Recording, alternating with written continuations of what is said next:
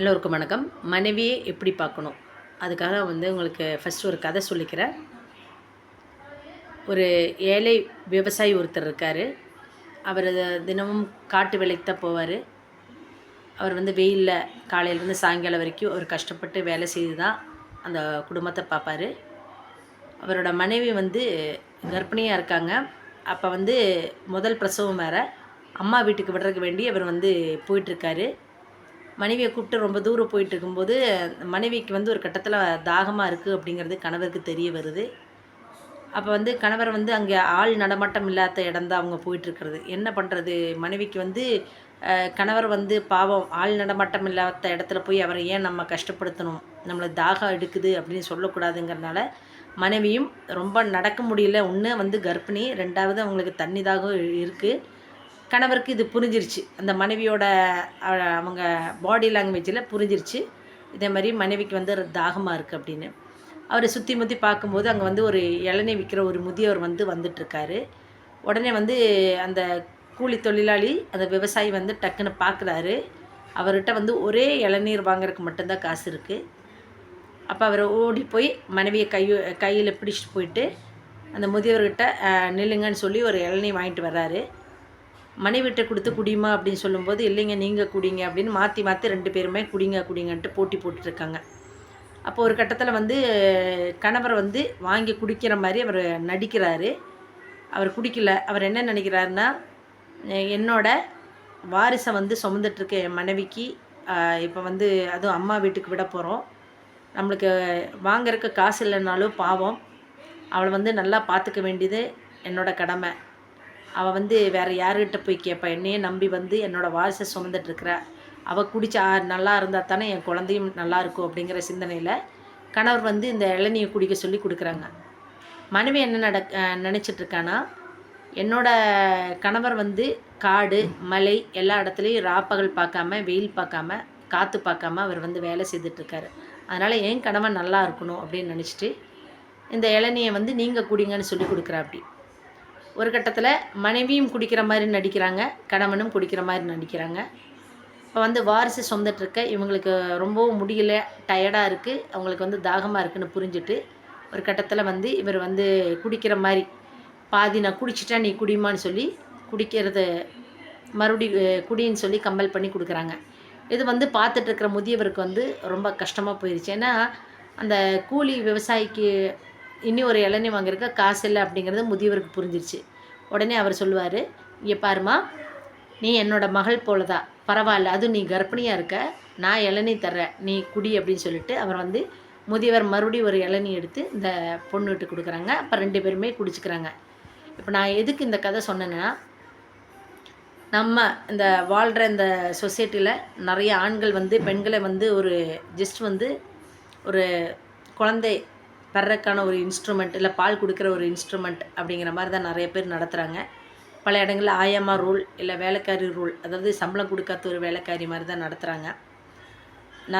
நிறைய இடத்துல பிள்ளைகளுக்கு ப்ரையாரிட்டி கொடுப்பாங்க. ஆனால் மனைவியை எந்த இதுக்குமே அவள் ஏதோ அவள் வேறு யாரோ அப்படிங்கிற மாதிரி பார்த்துப்பாங்க. அப்படி பண்ணாதீங்க. ஏன்னா நீங்கள் தனியாக இருந்திருப்பீங்க. உங்களை யாரும் ஒரு ஆள் கூட மதிச்சிருக்க மாட்டாங்க. ஒரு மனைவி வந்த பிறகு தான் உங்கள் சொந்த பந்தங்கள் உங்களை ஒரு விசேஷத்துக்கும் எல்லாத்துக்குமே கூப்பிடுறது அவங்க. இந்த மனைவி வந்த பிறகு தான் உங்களுக்கு ஒரு குடும்ப தலைவிங்கிற ஒரு மதிப்பு. அதை விட்டுட்டு உங்களுக்கு ஒரு வேளை யாரோ ஒரு ஆளுக்கு குறைபாடு இருந்து குழந்தை இல்லாமல் இருந்தானா அப்போ உங்களைத்தான் பேசுவாங்க ஊர். ஆனால் உங்கள் மனைவி அந்த குழந்தைகளை அவ்வளோ கஷ்டப்பட்டு சுமந்து பெற்று அந்த குழந்தைகளை வளர்த்தி கொண்டிருக்கும்போது அது உங்கள்கிட்ட ₹1 கூட சம்பளம் கேட்காம வளர்த்திட்டு வர இந்த காலத்தில் ஒரு வேலைக்காரிக்கானாலும் 20,000 30,000 அப்படிங்கிற மாதிரி நம்ம கொடுக்கணும். அது எல்லாமே இல்லாமல் அவங்க ராத்திரி தூங்காமல் பகல் காலையிலே நேரமாக எழுந்து காலையிலேருந்து ராத்திரி மாதிரி ஏறத்தாழ ஒரு வேலைக்காரி மாதிரி வேலை செய்கிற அந்த மனைவியை நீங்கள் காலில் விழுந்து நமஸ்கரிக்கணும், மதிக்கணுங்கிறது அப்படி இல்லை. அவங்களோட உணர்வை மதிங்க. அவங்க என்ன சொல்ல வர்றாங்கன்னு காது கொடுத்து கேளுங்க.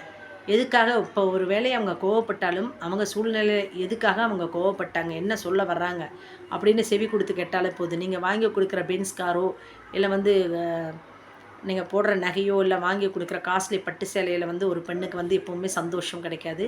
நீங்கள் சந்தோஷங்கிறது அவங்க என்ன சொல்ல வர்றாங்க, அவங்ககிட்ட அன்பாக பேசுகிறது, ஆதரவாக பேசுகிறது. நீங்கள் சாப்பிட்டியா, என்ன காலையிலேருந்து வேலை செய்துட்ருக்க, கொஞ்ச நேரம் வந்து உட்காரு, ரெஸ்ட் எடு, இப்படி சின்ன சின்ன வார்த்தைகள் நீங்கள் சொன்னாலே போதும். அந்த மனைவிக்கு வந்து நீங்கள் வந்து ஒரு மாளிகை கட்டி கொடுத்த அளவுக்கு சந்தோஷமாக இருக்கும்.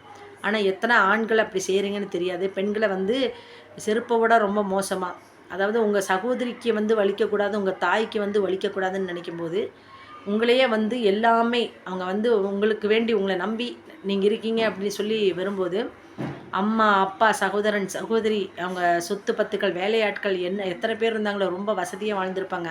அதெல்லாமே விட்டுட்டு உங்களுக்காக அவங்க வந்து அது வந்திருக்காங்க அப்படின்போது, நம்ம அவங்களுக்கு அவங்க உணர்வுக்கு மதிப்பு கொடுக்கணும். அவங்ககிட்ட அன்பாக இருக்கணும். இல்லை நீ வந்து எல்லாமே விட்டுட்டு வந்துட்ட, நீ எனக்கு அடிமை அப்படிங்கிற மாதிரி நம்ம எப்போவுமே பெண்களை நடத்தக்கூடாது. உங்கள் குழந்தைகளுக்கு நீங்கள் வந்து எப்படி வலிக்கும், அவங்க வந்து அழுதவங்கனால வந்து அது சகிக்க முடியலையோ, அதே மாதிரி தான் உங்கள் மனைவியும் அப்படித்தான் அவங்க அப்பா அம்மா வளர்த்திருப்பாங்க. 2வது உங்களுக்கு ஒரு பிரச்சனைன்னா நீங்கள் ஓடி போய் உங்கள் வீட்டில் வந்து உங்கள் அம்மாவட்டையோ, சகோதரிகளோ இல்லை ஃப்ரெண்ட்ஸுக்கிட்ட போய் சொல்லலாம். நீங்கள் வந்து ஒரு காலையில் போனால் இரவு கூட வந்து நீங்கள் வந்து லேட்டாக வரலாம், ஏன் வந்தேன்னு மனைவி கேட்க முடியாது. ஆனால் ஒரு பெண்ணுக்கு ஒரு பிரச்சனைனா அவள் வீட்டுக்கு போய் அம்மா வீட்டுக்கோ, அப்பாவோ அம்மாவோ இல்லை சகோதரன் வீட்டுக்கோ எவ்வளோ நாள் இருக்க முடியும்னு நினைக்கிறீங்க? ஒரு நாள், அதிகபட்சம் 2 நாள். அதுக்கப்புறம் குத்தி கட்ட தொடங்கிடுவாங்க. அதனால் பெண்கள் வந்து உங்களை மட்டுமே நம்பி வரும்போது நீங்கள் தான் அதோட ஃபுல் பொறுப்பு எடுக்கணும். சில வீடுகளில் பார்த்தீங்கன்னா பெண் குழந்தைகள் இருந்தால் அது ஒரு பாரமாக நினைக்கிற வீடுகளும் இருக்குது. அதாவது உனக்கு நான் சோறு போடுறேன்ல, உனக்கு நான் துணிமணி வாங்கி தரேன், உன்னை படிக்க வைக்கிறேன்ல அப்படின்னு சொல்லி ஒவ்வொன்றமா சொல்லி சொல்லி காட்டுற சில அப்பாக்களும் இருக்காங்க. நீங்கள் வந்து கடமைக்கு வேண்டி பெற்றுக்க வேண்டாங்க. உங்களுக்கு வந்து அந்த என்ன சொல்கிறது, உங்களோட வாரிசுங்கிற ஒரு இது. 2வது வந்து உங்கள் தலைமுறையே வர்றதுக்கு உருவாகிறதுக்கு காரணமாக இருக்கிற அந்த மனைவியும், உங்களுக்கு பெண் குழந்தைகள் இருந்தால் நாளைக்கு வந்து எந்த குழந்தையும் உங்களை பார்க்கும் அப்படின்னு எல்லாம் தெரியாது. அவங்கள வந்து குத்தி குத்தி பேசுகிற வார்த்தைகளால் வந்து நீங்கள் சின்ன குழந்தைகளை பேசும்போது அந்த வார்த்தைகள் வந்து உங்களுக்கு பாறையில் எழுதி வச்ச எழுத்துக்கள் போல். நீங்கள் வந்து எந்த சூழ்நிலை இப்போ இருக்கீங்கன்னு நினச்சிட்டு சொல்கிற அப்பாக்களுக்கு மட்டும் சொல்கிற, சில அப்பாக்களுக்கு மட்டும் இப்படி சொல்கிற அப்பாக்கள் ஒன்று புரிஞ்சுக்கோங்க, ஒரு கட்டத்தில் வந்து அவங்க வீட்டுக்கு போய் நீங்கள் நிற்க வேண்டிய சூழ்நிலை கூட உருவாகும். அதனால் வந்து அது பெண் குழந்தை இல்லை பெண்ணுங்கிறது ஒதுக்கிறதோ, இல்லை உங்கள் மனைவி பெண்ணாக இருக்கிறனால ஒதுக்கி வைக்கிறதோ, அவங்கள வந்து வார்த்தைகளால் நோகடிக்கிறதோ வேண்டாம். அது வந்து உங்கள் குடும்பத்துக்கே சாபம் அப்படின்னு சொல்லலாம். எந்த ஒரு பெண்ணுக்கு வந்து ஒரு குடும்பத்தில் மதிப்பு இருக்கோ, நீங்கள் வந்து உங்கள் மனைவியை வந்து உங்களுக்கு ஈக்குவலாக நீங்கள் மதிக்கிறீங்களோ, அவங்களுக்கு உங்கள் வரவு செலவு தெரிவிக்கிறீங்களோ, அங்கே வந்து ஒரு கஷ்டமும் கடனும் பிரச்சனையும் இருக்காது. நீங்கள் வந்து எந்த வீட்டில் சுபிக்ஷமாக இருக்கோ அந்த வீட்டில் போய் பாருங்கள். கட்டாயம் வந்து கணவரோ இல்லை மனைவி சம்பாதிக்கிறதா இருந்தாலும் அந்த கணவருக்கு தெரியப்படுத்தி அவங்க 2 பேருக்கு எல்லா விஷயங்களும் தெரிஞ்சு செய்கிற குடும்பம் எப்போவுமே சுபிக்ஷமாக இருக்கும். அங்கே வந்து கடனோ இல்லை பிரச்சனையோ அடுத்து வர ரிலேட்டிவ்ஸோ இல்லை ஃப்ரெண்ட்ஸுக்கோ கொடுத்து ஏமாறுறதோ இந்த கதைகள் எல்லாமே எங்கேயுமே நடக்காது. மனைவியை வந்து மதிக்காமல் அவளுக்கு தெரியாமல் ஒருத்தருக்கு வந்து கடன் கொடுத்து ஏமாறுறது, இல்லை வந்து கடனில் போய் சிக்கிறது, லோன் வாங்குறது, இப்படியெல்லாம் பிரச்சனை எப்படி வரும்னா மனைவிக்கு தெரியாமல் அவளுக்கு எதுக்கு தெரியணும், அவைய நான் சம்பாதிக்கிறதானே என்னோட தானே அப்படின்னு மட்டும் நினைக்காத. உங்களை நம்பி வந்த மனைவி யாருக்கு வேணாலும் எப்போ வேணாலும் இறப்பு வரும். மரணம் வந்து நம்ம வந்து எப்போவுமே முன்குறித்து வைக்கிறது கிடையாது. அதனால் மனைவி கையில் நீங்கள் கொடுக்கும்போது கட்டாயம் அவங்க வந்து நீங்கள் வந்து 100 ரூபா கொடுத்தாலும் ஒரு 25 ரூபாவாச்சு அவங்க எடுத்து அது ஒதுக்கி வைப்பாங்க. ஏன்னா நம்மளுக்கு வந்து நம்ம குழந்தைங்க வளர்கிறாங்க, இல்லை வந்து நம்ம கணவருக்கு ஒரு கஷ்டம் போது நம்ம கொடுத்து உதவலாம் அப்படிங்கிற ஒரு சிந்தனை மட்டும்தான் மனைவிக்கு இருக்குமே தவிர, சில வீடுங்கள் ரேர் கேசஸ், அதாவது ஒரு 10 பேர் இருப்பாங்க, அதை கொடுக்குறதுக்கு ஹஸ்பண்ட் கொடுக்குறதெல்லாம் ஆடம்பரத்தில் வந்து சேலை இல்லை வந்து அவங்க தேவையில்லாத இது செலவு பண்ணுற மனைவிகளும் இருக்காங்க. எல்லா மனைவியும் பர்ஃபெக்ட்னு சொல்லலை, பட் 90% நீங்கள் பார்த்தீங்கன்னா அவங்க வந்து தன் குழந்தைகளுக்கு வேண்டியும் தன் கணவருக்கு ஒரு கஷ்டம் வரும்போது உதவருக்கு வேண்டி தான் அவங்க வந்து சேர்த்து வச்சிட்ருக்காங்க.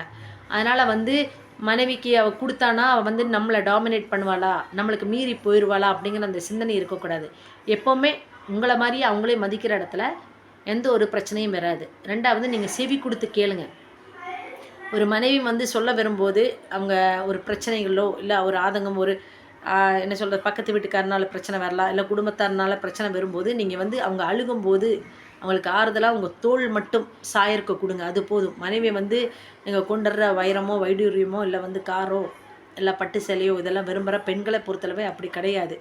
நீங்கள் அன்பு மட்டும் கொடுத்து பாருங்கள், அவங்க வந்து உங்களுக்கு அவங்க உயிரை கொடுக்கறதுக்கு கூட ரெடியாக இருப்பாங்க. அதனால் வந்து இந்த கதையில் சொன்ன போல் ஒருத்தருக்கு ஒருத்தர் அவங்க புரிஞ்சுக்கிட்டு அட்ஜஸ்டபுளாக கணவருக்கு என்ன தேவை இல்லை மனைவிக்கு என்ன தேவை அப்படின்னு பரஸ்பரம் அங்கேயும் இங்கேயும் மியூச்சுவலாக அண்டர்ஸ்டாண்ட் பண்ணணும். 2வது வந்து ஒரு அழுகும்போது ஒரு ஆறுதல் வார்த்தை தான் அவங்க அந்த நிமிஷம் நம்மளுக்கு தேவை. நான் இருக்கேன் அப்படிங்கிற அந்த ஒரு வார்த்தை நீங்கள் கொடுத்தா போதும். அப்புறம் அவங்கள வந்து பெண்ணா மதிங்க ஃபஸ்ட்டு. 2வது உங்கள் தாய்க்கு நீங்கள் எந்த அளவுக்கு மதிப்பு கொடுக்குறீங்களோ அதே மாதிரி உங்கள் மனைவிக்கும் கொடுங்க. ஏன்னா உங்கள் பாதி உங்கள் லைஃப்பில் உங்கள் கூட வர்றது அம்மா. அதுக்கப்புறம் இருக்கிற அந்த கடைசி காலங்களும் உங்களுக்கு வந்து நோய்வாய்ப்படும் போதும், உங்களுக்கு முடியாமல் இருக்கும்போதும், கடைசி வரைக்கும் உங்களுக்கு துணையாக இருக்கிற மனைவி தான். உங்களை பிள்ளைகள் கூட ஒரு கட்டத்தில் படிப்புக்கு வேண்டி, இல்லை வேலை, இல்லை வந்து அவங்க திருமணம் முடிந்து அவங்க தனியாக போயிடுவாங்க. இல்லை மனைவி பேச்சுக்கோ, இல்லை கணவன் சொல்கிறது கேட்டோ உங்கள் மகள் போகலாம். ஆனால் வந்து கடைசி வரைக்கும் உங்கள் கூட வர்றது உங்கள் மனைவி தான். அப்பேற்பட்ட அந்த பெண்ணை வந்து மதிங்க. வார்த்தைகளால் சாகடிக்கிறதோ, இல்லை வந்து அடிமை பண்ணுறதுனால நாம் ஆம்பளை, நான் தான் ஆம்பளை, நீ சொல்கிறத கேட்கணும் அப்படிங்கிற மாதிரி நீங்கள் அடிமை செய்ய செய்ய உங்கள் குடும்பத்தில் பாருங்கள் பிரச்சனைகள் வந்துகிட்டே இருக்கும். ஒரு பெண்ணை மதிக்காத அந்த பெண் வந்து அழுகும்போது நீங்கள் 1000 பேருக்கு அன்னதானம் போடுறதோ, இல்லை வந்து 1000 பேருக்கு வந்து நீங்கள் குழந்தைகளுக்கு கொடுக்குறதோ, இல்லை என்ன செய்தாலும் அதனால் ஒரு பயன் கிடையாது. முதல்ல உங்கள் வீட்டில் அழுகிற உங்கள் மனைவிக்கு ஆறுதல் சொல்லாமல், இல்லை உங்கள் குழந்தைகளுக்கு தேவைப்பட்டதை செய்யாமல் வெளி உலகத்துக்கு நீங்கள் போய் என்ன தான தர்மம் செய்தாலும், இல்லை எத்தனை கோடி நீங்கள் கொடுத்தாலும் ₹1 பயன் இல்லை. ஏன்னா முதல்ல உங்கள் வீட்டில் ஒவ்வொரு அவங்க பெண்களோட கண்ணீரே விழுகக்கூடாதுன்னு சொல்லுவாங்க. நீங்கள் இங்கே வந்து அவங்க கதற விட்டதுக்கப்புறம் வெளியில் போய் நீங்கள் 4 பேருக்கு வந்து பேருக்காகவோ, இல்லை புகழுக்காகவோ, இல்லை வேறு உங்களுக்கு வந்து ஏதோ இல்லீகல் கான்டாக்ட்ஸ்னாலேயோ கொடுக்கறனால மனைவியை வந்து அழுக வச்சுட்டு இன்னி ஒரு பெண்ணுக்கு போய் நீங்கள் வந்து ஆடம்பர வாழ்க்கை கொடுக்கறனால நீங்கள் நல்லவன் ஆக போகிறதும் கிடையாது. உங்களுக்கு அது வந்து ரொம்ப சந்தோஷமான விஷயமும் கிடையாது. இந்த பெண் அழுக அழுக இன்றைக்கி இல்லைன்னா நாளைக்கு அந்த உங்கள் கூட வர்ற பெண்ணும் அதே மாதிரி உங்கள் வாழ்க்கையும் பார்த்தீங்கன்னா ஒன்றுமே இல்லாமல் 0ல் வருவீங்க. அதனால் பெண்களை நீங்கள் வந்து மதிக்க பாருங்கள். அது வந்து உங்கள் தாயை மாதிரியே, உங்கள் சகோதரி மாதிரியே நினச்சி உங்கள் மனைவியும் எல்லாமே உங்களுக்காக வந்து அவங்க விட்டுட்டு பெரிய இடத்துல வாழ்ந்திருப்பாங்க. ஆனாலும் உங்கள் சூழ்நிலைக்கு தகுந்த மாதிரி அவங்க வந்து அவங்களையே மாற்றிட்டு வாழ்கிறதா பெண். பெண் வந்து உங்களை மாதிரி நான் இப்படித்தான் ஃப்ளெக்சிபிளாக இருப்பேன், நீங்கள் எங்கே வேணாலும் போகலாம் அப்படின்னு நினைக்கிறது ஆண்கள். ஆனால் பெண்கள் வந்து அந்த சூழ்நிலைக்கு ஏற்ப அவங்கள மாற்றிப்பாங்க. எவ்வளோ படிச்சிருக்காங்க, இல்லை எவ்வளோ பெரிய வேலை இருக்குது, இல்லை பெரிய இடத்துல பெண்ணாக இருந்தாலும் உங்களுக்கு மனைவியாக வந்த பிறகு உங்கள் குடும்பத்து சூழ்நிலை தகுந்த மாதிரி அவங்க படித்தவங்கன்னு உங்கள்கிட்ட காட்ட மாட்டாங்க. கணவர் சொல் பேச்சு கேட்டு இருக்காங்க. சிலவங்க வந்து அதான் நான் சொன்ன பாருங்கள், ஒரு 10% இருப்பாங்க. நான் சம்பாதிக்கிறேன், நான் எதுக்கு உன் பேச்சை கேட்கணும்னு சொல்கிற பெண்களும் இருக்காங்க. எல்லா பெண்களும் பர்ஃபெக்டுன்னெல்லாம் சொல்ல வரலைங்க.